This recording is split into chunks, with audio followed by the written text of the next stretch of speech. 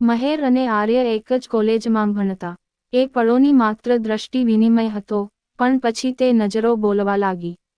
મહેરે ક્યારેય વિચાર્યું નહોતું કે કોઈના માટે એના દિલમાં આવી લાગણીઓ ઊભી થશે. એક દિવસ કોલેજના લાઇબ્રેરીમાં આર્યે મહેરને પૂછ્યું, મને લાગે છે તું કોઈ ખાસ વસ્તુ શોધે છે, પણ એ પુસ્તકમાં નહીં, એ મારી નજરમાં છે. મહેર હચકાઈ ગઈ, પણ એના હોઠ પર હળવી સ્મિત ફરી વળી. એ દિવસથી બંને વચ્ચે વાતચીત શરૂ થઈ. દરેક વરસાદી દિનમાં એ લોકો સાથે બેસીને ગરમ ચા અને કાવ્ય માણતા. ધીરે ધીરે એ મિત્રતા પ્રેમમાં બદલાઈ ગઈ. પણ એક દિવસ મહેરના પપ્પાએ એ વાત જાણી લીધી. તેમણે સીધા કહ્યું, આ બધું અભ્યાસ માટે ખોટું છે. આર્યને ભૂલી જા. મહેર માટે એ સમય ઘણો મુશ્કેલ હતો. એક તરફ પપ્પાનું માન, બીજું તરફ આર્યનો પ્રેમ. આર્યએ કહ્યું, જો તું ઈચ્છે તો હું તારા પપ્પાને વિશ્વાસ અપાવવાનો પ્રયાસ કરીશ. એ પછી આર્યે મહેનતથી પોતાનું કરિયર બાંધ્યું અને એક દિવસ મહેરના પપ્પા સામે ઊભો રહીને કહ્યું, હું પ્રેમ કરું છું, પણ એના ભાવિ માટે જવાબદાર બનવા તૈયાર પણ છું. અંતે, મહેરના પપ્પાએ પણ જોઈ લીધું કે આ પ્રેમ માત્ર લાગણી ન હતું, પણ એમાં જવાબદારી હતી. બંને પરિવારની સહમતિથી મહેર અને આર્યનું લગ્ન થયું અને આજે, જ્યારે વરસાદ પડે છે, તબ અને ચા સાથે એમની કહાની જીવંત થઈ જાય છે. લગ્ન બાદ મહેર અને આર્યએ નાનું ઘર શરૂ કર્યું. બંને કામ કરતા હતા અને પોતપોતાના સપનાઓ સાથે નવા જીવનની શરૂઆત કરી. જો કે પ્રેમ પહેલાં કરતાં વધુ ઊંડો થયો, પરંતુ જીવનના તાણાવાણામાં કેટલાક ઘર્ષણો પણ આવવા લાગ્યા. એક દિવસ આર્ય ઓફિસથી મોડો આવ્યો. મહેરે થોડું ઉદાસ થઈ પૂછ્યું, આજકાલ તું મારા માટે સમય જ ક્યાં કાઢે છે?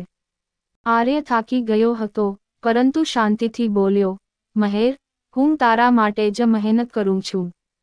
પણ હોઈ શકે છે, તારે મારી નજીકતાની જરૂર હોય અને મને સમજાય નહીં. એની વાતે મહેરને સમજાઈ ગયું કે પ્રેમનો અર્થ કેવળ વાતો કે ભેટ નથી, પણ એકબીજાની લાગણીઓને સમજવું પણ એટલું જ મહત્વનું છે. એ દિવસે, મહેરે આર્ય માટે ખાસ જમવાનું બનાવ્યું. આર્યએ પણ એના માટે એક નાનકડી ડાયરી ભેટ આપી જેમાં દરેક પાના પર એના પ્રેમના શબ્દો હતા. પણ પછી આવી એક પરીક્ષા. આર્યના ઓફિસમાં એક નવી મહિલા કર્મચારી, કાવ્યા, જોડાઈ. એ ખૂબ સ્માર્ટ અને આત્મવિશ્વાસી હતી. મહેરે જોયું કે આર્ય કાવ્યાને લઈને ઘણીવાર વાત કરતો રહ્યો છે. એના મનમાં શંકાનું બીજ ઉગી ઉઠ્યું. એક રાત્રે મહેરે સીધો આર્યને પૂછ્યું, કાવ્યા વિશે તું એટલું બધું કેમ બોલે છે? શું તું મારો વિશ્વાસ તોડે છે? આર્ય દુઃખી થઈ ગયો. એ બોલ્યો, મહેર, વિશ્વાસ એ પ્રેમનો આધાર છે. જો તું મારે શંકા રાખે છે, તો આપણો સંબંધ ઊંડો કેવી રીતે રહેશે? એ સાંજ બંને માટે યાદગાર રહી, દુઃખદ પણ સંબંધ માટે મહત્વપૂર્ણ. બંનેએ સાંભળવાનું શીખ્યું. કાવ્યાના પ્રશ્ન બાદ મહેર અને આર્ય વચ્ચે એક શાંતિનો સમય ગયો. એકબીજાને સમજવા માટે બંનેએ થોડી જહેમત ઉઠાવી. કાઉન્સેલિંગ માટે ગયા, વીકેન્ડ્સ સાથે વિતાવ્યા, અને એકબીજાની જિંદગીમાં ફરી એકવાર પ્રેમ ભરી દીધો. સમય વીત્યો. એક દિવસ મહેરે આર્યને ખુશખબર આપી, આયુષ આપની જિંદગીમાં આવી રહ્યો છે. આર્ય એક ક્ષણ માટે શાંત રહ્યો અને પછી ખુશીથી એની આંખો ભરાઈ ગઈ. અરે મહેર, આપનું નાનું પરિહસ, આપનું બાળક. આ નવું તબક્કો બંને માટે પ્રેમથી ભરેલું અને એકબીજાને નજીક લાવનાર સાબિત થયું. આર્ય હવે મહેરની દરેક ઓએમાં જોડાતો. મહેર દરેક દિવસે આર્ય માટે નવો નાસ્તો ટુડેસ ક્રેવંગ તરીકે બનાવતી. આખું ઘર બાળકોની રમતો અને નાનકડા કપડાંથી ભરાઈ ગયું. પણ કહાની અહીં શાંત નહીં રહી. જન્મથી થોડા અઠવાડિયા પહેલાં, કાવ્યા પુનઃ આર્યના સંપર્કમાં આવી. તે હવે ઓફિસ છોડી હતી અને પોતાની બિઝનેસ શરૂ કરવા માંગતી હતી, આર્યની મદદ જોઈતી હતી. આર્યએ મહેરને એ વાત સ્પષ્ટ કહી અને એને બતાવ્યું કે હવે એનું કેન્દ્ર માત્ર મહેર અને બાળક છે. મહેરે આ વખતે આર્યની આંખોમાં વિશ્વાસ જોયો. અને કહેવું પડ્યું, પ્રેમ ફરી વારે શરૂ કરવાનો નથી પડતો. પ્રેમ તો એ હોય કે તું એક વખત પડ્યા પછી પણ હાથ પકડી ઉઠાડે. જેમ જ બાળક થયો, આર્યએ નામ રાખ્યું આયુષ. જીવનના નવા પ્રારંભનું પ્રતિનિધિત્વ કરતું નામ આયુષ હવે 5 વર્ષનો થયો. નાનકડા પગલાઓથી ઘર ખિલખિલતું રહેતું. આર્ય બહુ વ્યસ્ત રહેતો પણ રાત્રે ઘરે આવીને પોતાનો સૌથી મીઠો સમય આયુષ અને મહેર સાથે વિતાવતો.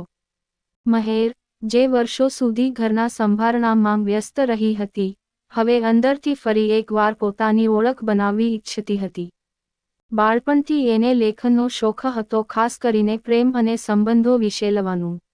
આર્યાએ એના ખૂણામાં એક નાનું, લખાણનું કોણું તૈયાર કરાવ્યું, એક લાલ ડાયરી, એક લેમ્પ અને એક કોફી કપ.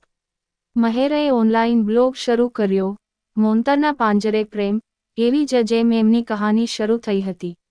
એના બ્લોગ પર મહિલાઓએ પ્રેમ, માતૃત્વ અને સંબંધોની વાતો વાંચીને પ્રતિભાવ આપવો શરૂ કર્યો. બ્લોગ થતો ગયો લોકપ્રિય. એક પબ્લિશિંગ હાઉસે તો એને પુસ્તક લખવા ઓફર પણ આપી. એક સાંજ આર્યાએ એવું કહ્યું, મહેર, જેને માટે તું તને ભૂલી ગઈ હતી, આજે એ તને દુનિયાને ઓળખાડી રહી છે.